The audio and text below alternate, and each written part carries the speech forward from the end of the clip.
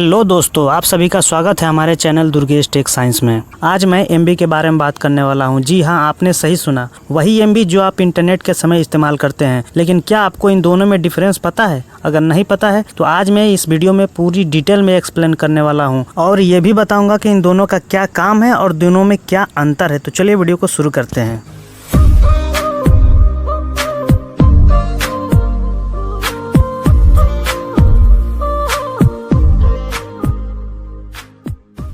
दोस्तों, सबसे पहले आपको इंटरनेट सर्विस प्रोवाइडर के बारे में जानना होगा। फॉर एग्जांपल, अगर आपके फ़ोन में जियो का सिम है तो जियो टेलीकॉम कंपनी आपको इंटरनेट चलाने के लिए इंटरनेट सर्विस प्रोवाइड करती है। यहाँ पर जियो टेलीकॉम कंपनी एक इंटरनेट सर्विस प्रोवाइडर होगी। जो कंपनी इंटरनेट सर्विस प्रोवाइड करती है वह इंटरनेट सर्विस प्रोवाइडर कहलाती है। जैसे और भी कंपनियां हैं, एयरटेल, BSNL एक्सेट्रा। दोस्तों, बहुत से लोगों को अपने इंटरनेट प्रोवाइडर से यह शिकायत रहती है कि जो स्पीड बताते हैं वह स्पीड कभी हमें मिलती नहीं है। इस सिचुएशन में आप इन दोनों एमबी को एक ही से कंपेयर कर रहे होते हैं। टेलीकॉम कंपनियां इंटरनेट की स्पीड के लिए पहले वाले MBPS का इस्तेमाल करती हैं, जबकि डेटा स्टोरेज के लिए दूसरे नंबर के MBPS का इस्तेमाल किया जाता है। MBPS का पूरा नाम मेगाबिट पर सेकेंड होता है, वहीं डेटा स्टोरेज के लिए MBPS का पूरा नाम मेगाबाइट पर सेकेंड होता है। इसको शॉर्ट में ऐसे लिखते हैं। जहाँ MB का मतलब होता है मेगाबिट, वहीं डेटा स्टोरेज के लिए MB का मतलब होता है मेगाबाइट। यहाँ पर आपको छोटे बी और बड़े बी का ध्यान रखना होगा। छोटा बी बीट को दर्शाता है और बड़ा बी बाइट को दर्शाता है। यहाँ पर आप देख सकते हैं नेटवर्क की स्पीड की यूनिट कुछ इस प्रकार बढ़ती चली जाती है और डेटा स्टोरेज की यूनिट कुछ इस प्रकार बढ़ती चली जाती है। नेटवर्क की स्पीड की सबसे छोटी यूनिट बीट होती है, वहीं डेटा स्टोरेज की भी छोटी यूनिट बीट ही होती है। लेकिन इन दोनों में अंतर होता है। पहला अंतर ये होता है स्मॉल बी और कैपिटल बी का। दूसरा अंतर इन दोनों के वैल्यू में अंतर होता है।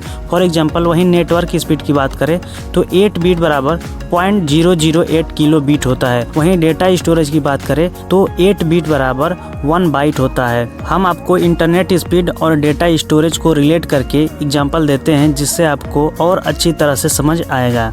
अगर आपके मोबाइल में नेट की स्पीड 8 किलो बीट पर सेकेंड है तो आप अपने फ़ोन में 1 किलोबाइट की फाइल 1 सेकंड में डाउनलोड कर सकते हैं, जो कि बहुत ही छोटी वैल्यू है। जो आप फोटो अपलोड करते हैं वो भी 20 से 100 KB के बीच होता है। अगर ऐसे ही 128 किलो बीट पर सेकेंड की स्पीड हो तो आप अपने फ़ोन में 16 किलोबाइट की फ़ाइल 1 सेकंड में डाउनलोड कर सकते हैं। अगर ऐसे ही 256 किलो बीट पर सेकेंड की स्पीड हो तो आप अपने फ़ोन में 32 किलोबाइट की फ़ाइल 1 सेकंड में डाउनलोड कर सकते हैं। इस समय सभी के पास 4G हो गया है, जिससे स्पीड और अधिक आती है। अगर नेट की स्पीड 8 मेगाबिट पर सेकेंड है तो उसमें 1 मेगाबाइट की फ़ाइल 1 सेकंड में डाउनलोड हो जाती है।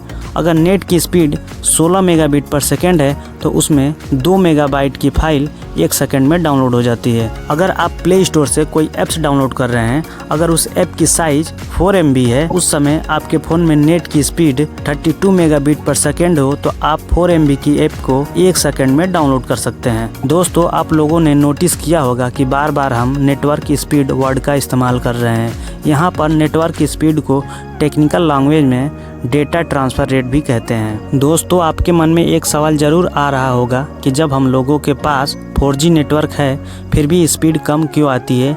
इसका कारण यह है इंटरनेट यूजर की बढ़ती संख्या। अगर आपकी नेट की स्पीड 8 मेगाबिट पर सेकेंड दे रहा हो, अगर 3 यूजर्स और आ जाए तो नेटवर्क की स्पीड 4 भागों में डिवाइड हो जाती है, यानी चारों को 2-2 मेगाबिट पर सेकेंड की स्पीड मिलने लगती है, जिससे स्पीड कम हो जाती है।